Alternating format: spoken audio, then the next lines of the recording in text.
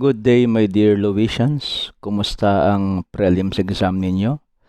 Okay, maraming mga Wi-Fi or signal problems. Pero salamat sa Diyos na iraos din.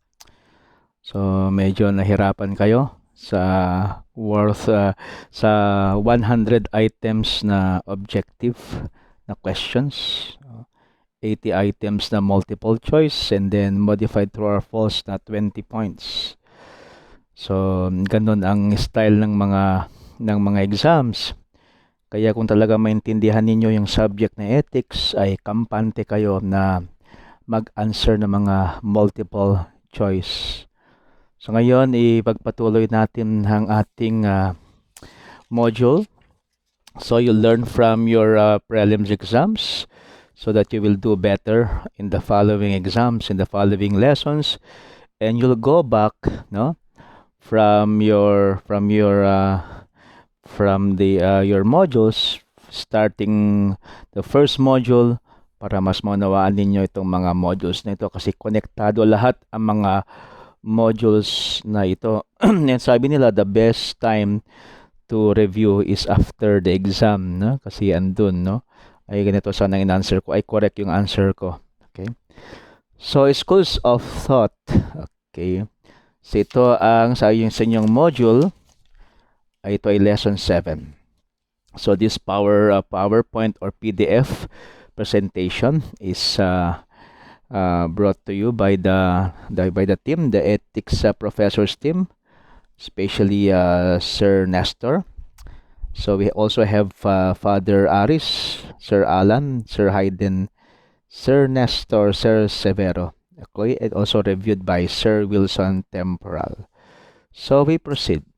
Schools of thought, no? Ibig sabihin paano ba yung pag-iisip, no? Ano yung mga systems of thinking, yung pananaw, mga perceptions sa ethics or sa reality. Okay? So there are 4 main philosophical schools of thought as makikita ninyo sa inyong mga modules. Una is idealism, realism, pragmatism, and existentialism. 5 sana yan, pero we follow the 4, only 4, no? Only 4 schools of thought sa module na ito. Alright, as you can see in your modules. So from the word idealism is idea, no? Idea. So yan yung parabang focus nila, yung sa idea. Idea exists, no? And realism is something real, no? Pragmatism, pragmatic, and existentialism is more of the existence. So you just concentrate on the meaning of the following terms. Why should one know the different schools of philosophy or philosophical schools of thought? Sa senior high school ay may subject na Introduction to the Philosophy of the Human Person. So philosophy is very important, kaya mga philosophy of education. So isang part yan ng school ang magkaroon ng filosofiya. Okay? So bakit kailangan na malaman natin itong mga different schools of philosophy or philosophical schools of thought? Ano yung connection nito sa subject nating ethics? Answer is to be able to determine where a person is coming from in his contentions. Alright? Anong ibig sabihin ng contention? Ito yung point na mine-maintain ng isang tao, no? So, ma-determine mo where a person is coming from, so sa kanyang punto na mine-maintain. Kapag alam mo yung mga different philosophy or schools of philosophical thought. Another answer is for you to be able to figure out how to deal with the concerned person. Kasi alam mo yung kanyang pinanggagalingang school of thought, kung ano yung ideology niya, so pwede kang mag-deal sa kanya, no? Isa na sa inyong module, kapag galit na galit sa capitalism ang isang tao dahil Marxista siya, so you know where he is coming from, kung siya ay isang idealist, kung siya isang realist, isang pragmatic o existentialist. So you can know how to deal with these persons with their philosophical beliefs or schools of thinking. Simply we ask the question, where is the person coming from in his standing or principle? No? Saan pa siya nanggagaling sa kanyang paniniwala? Kayo ba ay existentialist kayo, pragmatic? Kayo ba ay mga realist? Kayo ba mga idealist? No? So, or hindi nyo alam kung saan galing yung inyong mga pag-iisip. Alright? So, for example, when somebody is so angry with capitalism, tulad ng example ko kanina, he or she might have been influenced by the philosophical dictum of Marxism. No? So, they are against capitalism. Itong Marxism na ideology. A perfectionist person might be influenced by idealistic tendencies. No? Yung what is ideal, yung mga perfectionist na mga tao. Or example, or a person is influenced and carried by what he or she sees rather than one thinks. So, yung mas importante sa kanya yung perception kung ano yung nakikita niya. O, diba? So, sa idealism, punta tayo sa first school of thought. Sa idealism is based on the early writings of the ancient philosopher by the name of Plato. Hindi ng Plato na na nagke-carry ng mga pagkain ninyo, no? Si Plato. Alright? It says that ideas are the only true reality, no? Yung totoong realidad lang ay mga ideas. Yung mga iba ay mga fake o mga hindi totoo or ang mga kanlang, no? Mga mirrors or shadows of realities. Every material thing is an idea or a form of an idea. Like for example, this ball pen, this is not real, no? Ito ay isang idea or isang form of an idea. Itong material thing na ito.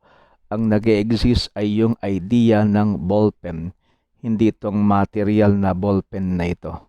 So, yun yung idealism. Okay? It claims that reality is dependent upon the mind. Okay? So, rather than independent of the mind. So, ang realidad ay depende sa isip natin, no? So kung walang nag-iisip, so hindi totoo ang realidad na 'yan. So hindi siya independent sa ating pag-iisip. So hindi siya independent sa utak, no? Kung walang nag-iisip sa ballpen na ito ay hindi siya real, no? Pero yung ibang school of thought ay kahit walang nag-iisip sa ballpen na ito ay real pa rin. So kawawa ka naman kung walang nag-iisip sa iyo. So hindi ka real, okay? All right? But there are extreme versions of idealism. They deny that any world exists outside of our mind. So walang mundo na nag-exist outside of our minds. Our understanding of reality reflects the workings of our mind first and foremost. So, ibig sabihin ng pagkakaintindi natin sa realidad, sa katotohanan, ay isang reflection ng pagkatrabaho muna ng ating isip, no? Ang realidad. That is to say that the properties of the object have no standing independent of the mind perceiving them. For example, this ball pen. So, kailangan na may mind na nagpe-perceive sa kanila para sila ay real. Properties of the object, walang standing, independent of the mind. So they are dependent of the mind perceiving them. In relation to moral actions, how we think affects the way we act. So kung paano tayo mag-isip, ay naapektuhan yung ating gawa. Alright? So this is how your thoughts become your reality. So parang ganun yung idealism. Our views and perceptions alter how we feel, and thus how we will respond to a situation. So kung anong view natin, perception natin, okay, so binabago, it will affect sa ating nararamdaman at paano tayo nagre-respond sa isang sitwasyon. Okay, so yun yung idealism. Alright? So punta naman tayo sa second school of thought, realism. Okay, so ito ay isang estudyante ni Plato, pero hindi niya finalo si Plato. So meron siyang another school of thought. Realism is based on the thinking of Aristotle, another ancient philosopher. Reality exists independent of the human mind. So kahit walang utak na nag-iisip dito sa ballpen na ito, ay nag-exist pa rin, no? Kahit hindi ko siya iniisip. So isang consolation sa atin na kahit walang nag-iisip sa atin, nag-exist pa rin tayo. O, di ba? We are saved by Aristotle. Realism, character is developed through training in the rules of conduct. Alright, so napaka-importante rin sa Aristotle sa ethics. Actually, yung next module is about the ethics of Aristotle. Lalong-lalo na yung kanyang virtue ethics. Is realist materialist? That's the question. The materialists hold the complete opposite view of the idealists on the nature of reality. Kung sa idealist, ideas lang ang nag-exist. Sa materialist, hindi yung ideas kundi yung matter lang ang nag-exist. As Christopher Cox, Jenny Jaske, and Sohail Malik state, materialists who hold that all that exists is matter. Parang konektado rin dyan si Karl Marx, material forces and physical processes, ito lang nag-exist, itong mga matter na ito, tend to be realists, okay? They tend to be realists who hold that reality is full mind independent, but the reverse need not hold, since what is real need not be materially manifest. So, yan ang pagkakaiba ng realist sa materialist, alright? So, sa materials, puro matter lang. Okay? Pero, sa realist ay ina-affirm din na merong nag-exist na hindi material. No? Since what is real need not to be materially manifest. No? Like love, no? Invisible things like God. It's not matter, He's a spirit. Spirit is, they exist, no? Spirits exist, but they are not materially manifested. Because realism is a doctrine stating that universals are real, while materialism is a philosophical belief that nothing exists beyond what is physical. So meron mga universals, universal truths. Diba? Diyan yung importante do sa lesson 5, yung sa universal ethical principles, right? In relation to moral actions, how does realism affect the realm of the person's moral development? So, paano ba na inaapektuhan ng realism ang ating ethical development? According to Andrew Fisher, he says realism holds that moral judgments can be true or false, that sometimes they are true and that will make some true. It's independent from group of people's beliefs, judgment, or desires. So, ang katotohanan ng isang moral judgment ay independent. No? Hindi siya nakadepende sa kultura ng isang bansa o ng isang grupo ng mga tao. There is a real world beyond our senses we can discover or look for. So at least sa realism, meron pa ring mundo, totoong mundo, na beyond our senses. Okay? Now we can discover or look for. Moral realism believes that moral facts will be true even if no humans believe them. Kaya nga, universal ethical truths. Kahit hindi nila pinaniwalaan na divorce is wrong, ay totoo pa rin ang ibig sabihin ng moral realism. It is independent of the mind believing in it. Alright? Moral facts are not dependent on ideas of the human mind. They simply are facts out there ready for human to discover its truth. So, ibig sabihin, hindi nakadepende ang isang moral principle sa ating utak. They are just there, and our human mind can discover its veracity. It is objectively wrong to kill for personal pleasure. It is objectively right to kill the man holding a gun to an innocent child in order to save the child. So kahit hindi ka pabor dyan, kahit ayaw mo yan, ay totoo pa rin ang mga universal ethical truths na yan. They are independent from the mind believing in them. Moral realism believe that moral decisions depend on the circumstance. Napakahalaga yung circumstance. No?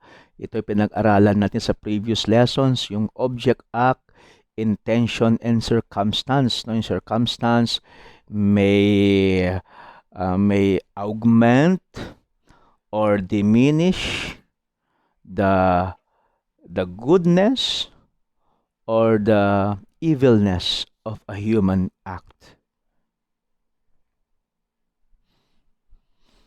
Thus, if realism is saying that whatever we see is real, this realm of our experience is a reality, and it has truth in itself that humans must try to discover.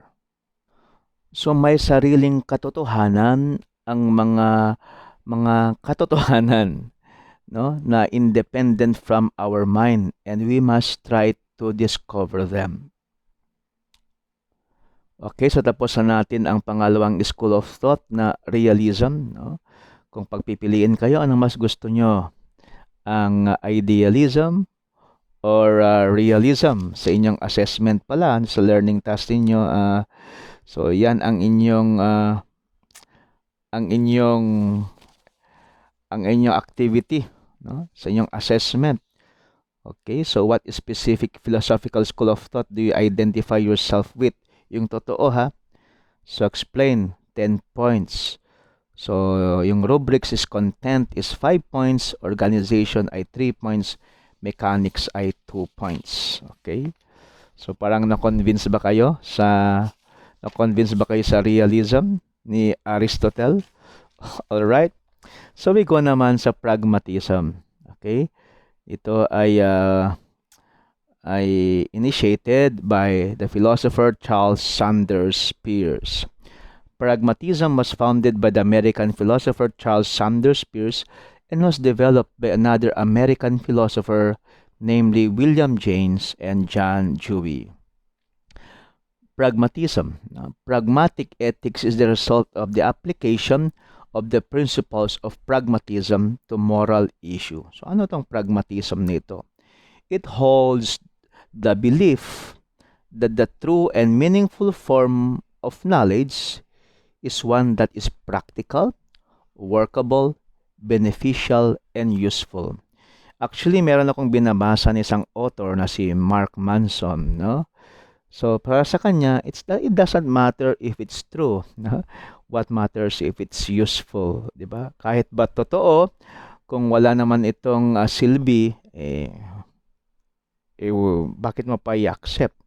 For example, the truth that you stole or you had you made an immoral act in your past life, that is true.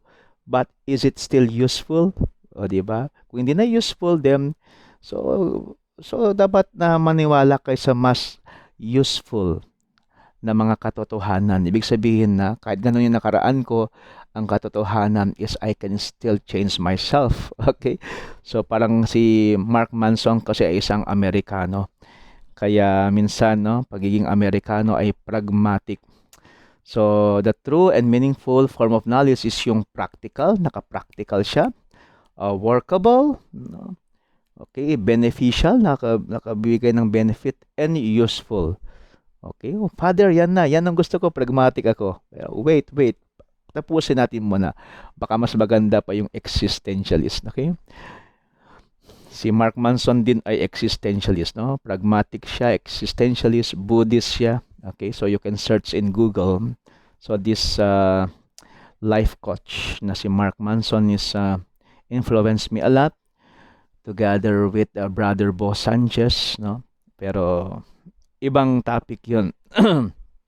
Pwede rin niyo ako maintindihan kung saan ako nanggagaling through these two influential persons na na-meet ko lately, this time of pandemic, si Mark Manson through the influence of my brother, and Bo Sanchez, influence rin ng aking nanay, no? So let's go back to our subject. Thus, in pragmatism, if an idea works and brings good results, then it's true and meaningful, no? Kung yung idea mo ay wala namang silbi, so hindi siya totoo. So meron bang good result? Is it working? So it's true and meaningful. If it does not, then the idea is useless and meaningless. That is, it has no value. Maganda rin kung minsan ang pragmatism sa buhay natin, no? Totoo na mababa yung grado ko nung prelims, totoo. But is that truth is still useful? Pwede siyang useful to learn from your mistakes. And the truth is, I can do better in these coming days, no? Sa midterms. So, pag pragmatic ka, mas pipiliin mo yung katotohanan na yun sa future kaysa sa past. And that is hope. Hope is for the future. Amen, no? All right. According to the pragmatist, an idea is practical if it produces good results. If it's workable, if it can be put to work. It is beneficial if it benefits people, and useful if it can be used to attain good results. But how do we know if an idea is practical, workable, beneficial, and useful? In other words, how do we know if an idea is true or meaningful? William James, magkamukha ba kami? Mas gwapo naman ako. Lagyan ko lang ng beard to, no? Or mustache.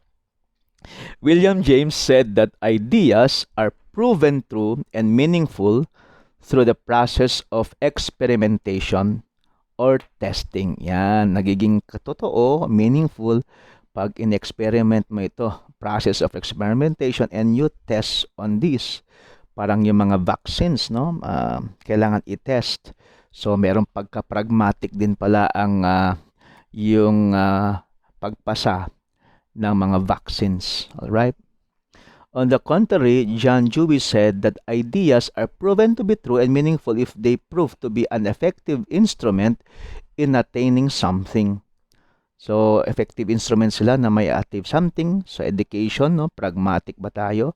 Ang mga Americanos, they are really pragmatic by blood. Okay? This model of pragmatism is a form of instrumentalism. Application of pragmatism to ethics. All right. When applied to moral issues, a pragmatist may view the morality of the human act from the vantage point of its practicality, workability, beneficiality, and usefulness. Laging bumabalik ang four words na yan. Practical, workable, beneficial, and useful. So, sulat yan, no? Paki-underline yan, baka lalabas yan sa exam. Okay? Hence, in pragmatic ethics, an action is considered morally right if it is practical, workable, beneficial, and useful. Paulit-ulit tong four words na ito. Ibig sabihin, lalabas talaga yan sa exam. Okay? Otherwise, it has no moral worth. Okay. An example of a moral issue is aborting a deformed fetus. Okay, yan. Ang nagagamitin mo dyan? Pragmatic ka? O, or realist ka? Or idealist ka? Okay. Christian ethics through St. Thomas Aquinas believe that abortion in whatever form is absolutely immoral. While a pragmatic ethics, it is better to abort a deformed fetus than let it suffer for a lifetime. So hindi naman na siya magiging useful. So okay lang, no? Okay lang.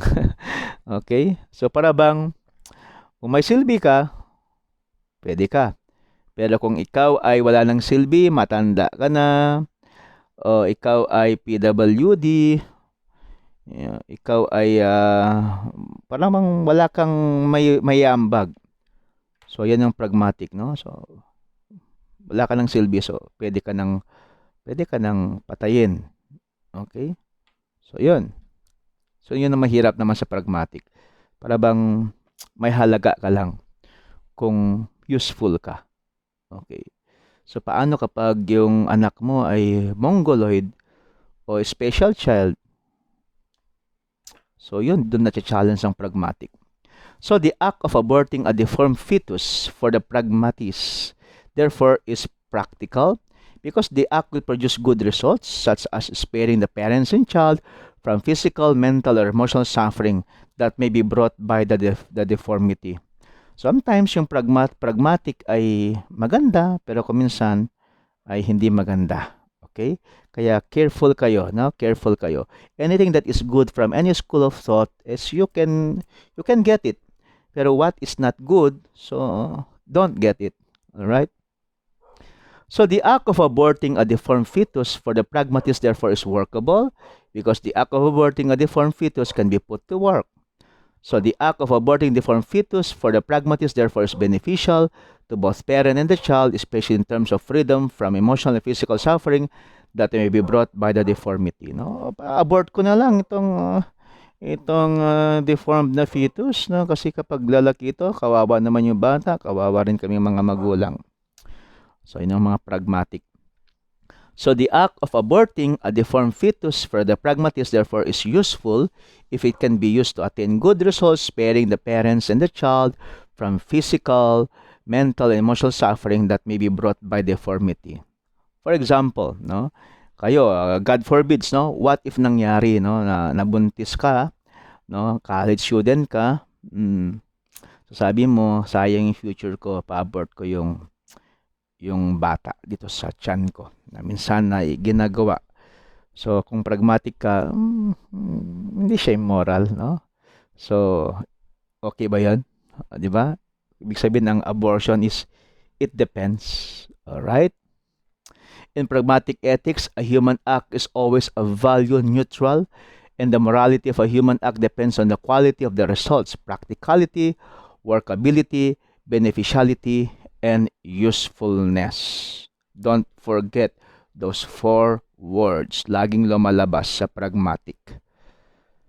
So morality does not seek final and absolute answers. So there is no universal ethical principles. Yet it is not, no? Pero hindi naman siya relativistic, no? Ibig sabihin hindi siya culturally relative. Tulad yung pinag-aralan natin last module. So there are no absolutes, pero it depends on the usefulness, no? The 4 words, no? Ano yung 4 words? Practical ba siya? Workable ba siya? Beneficial ba siya? Useful ba siya? Pragmatic ethics is not relativistic in a sense that it recognizes that there are different circumstances and that different circumstances, different actions might be appropriate. Yehey, last, existentialism. Okay, so hindi niya alam kung sino pipiliin ninyo sa tatlong yon, no? Pragmatic, realist, or idealist. Ngayon, napaka-interesting din ang existentialism. Si Jean-Paul Sartre is one of the proponents of existentialism. Individual persons interpret the world from their own perceptions and create their own realities. Accordingly, people have to create their own values in a world in which traditional values no longer exist. Si Mark Manson na sinabi ko ay existentialist din siya. Now we have to choose our own values. No? Pero para kay Mark Manson, mayroong mga good and bad values. No? Kaya values are very important for existentialists. Kasi nga, ang values are good if it contracts you, it makes you a good person, it's more internal, no? So kaysa kapag yung values ay destructive at ang mga value ay something external like money, they are not good values. But any value that you create, no, you are responsible. Diba? Maalala niyo yung freedom and responsibility sa inyong past module. Okay? So you can create your own values, no? All right. So gusto ba ninyo itong existentialism? Choices have to be made arbitrarily by individuals who thus create themselves because there are no objective standards to determine choices. Existentialism is a philosophical theory that people are free agents who have control over their choices and actions. Existentialists believe that society should not restrict an individual's life or actions and that these restrictions inhibit free will and the development of that person's potential. Ang mga essentialists ay they give so much value with freedom. No? Kaya mga Amerikano rin o mga Europeans, kasi si Jean-Paul Sartre is from France, no? They value so much yung freedom. No? That's why in the name of freedom, minsan they sacrifice nature. For example, ang nature mo ay ikaw ay lalaki biologically. But out of freedom, you can be a girl, a woman, no? So yun yung freedom. So merong laban ang freedom sa nature. So ang mga existentialists, they put much value with freedom. Okay? People who uphold existentialism consider themselves as free persons who must be on control of their own choices or actions. They don't want much restriction from social norms, for this will inhibit their free will and the development of their potentials. But as people of God, let us all put our free actions with limitations and responsibility. So, thank you very much, my dear Loisians. So, ito ay isang PDF na maybe makatulong sa inyo sa pag-unawa ninyo sa inyong modules. So, ipag-aralan nyo ng mabuti, i-master ninyo para sa next exam ninyo sa midterms ay mas tataas pa inyong mga grado. So, dito sa apat na ito, saan kaya kayo you identify yourself? No? Are you a idealist? Are you a realist? Are you a pragmatic? Are you an existentialist? Or combination? Father, I'm a combo of existentialist and pragmatic and realist, no?